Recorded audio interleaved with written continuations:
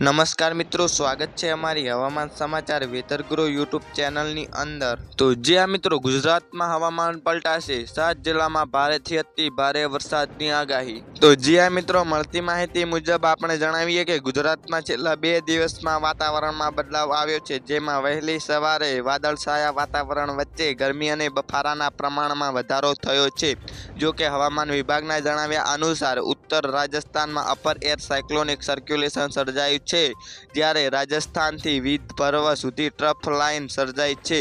બીજી બાજુ અરબ સાગરથી ઓડિશા સુધી ટ્રફ લાઇન સર્જાઈ છે, જ્યારે હવે ગુજરાતમાં ચોમાસું બેસવા માટે અનુકૂળ સ્થિતિ દેખાઈ રહી છે, જેના પગલે રાજ્યના 7 જિલ્લામાં ભારે વરસાદની શક્યતા વ્યક્ત કરવામાં આવી છે। તો મિત્રો, રાજ્યમાં આગામી 7 દિવસ હળવાથી લઈ અતિ ભારે વરસાદની સંભાવના છે। આજે અમરેલી, ભાવનગરમાં ભારે વરસાદની આગાહી છે, તેમજ મંગળવારે નર્મદા, તાપી, નવસારીમાં ભારે વરસાદનું એલર્ટ આપવામાં આવ્યું છે, તેમજ ડાંગ, વલસાડમાં ભારે વરસાદની આગાહી કરવામાં આવી છે। તો મિત્રો, ગુજરાતના તમામ હવામાન સમાચાર અમારી યુટ્યુબ ચેનલમાં જોવા મળી રહેશે। તો મિત્રો, હવામાન સમાચાર જોવા માટે અમારી ચેનલને સબસ્ક્રાઇબ કરી લેજો।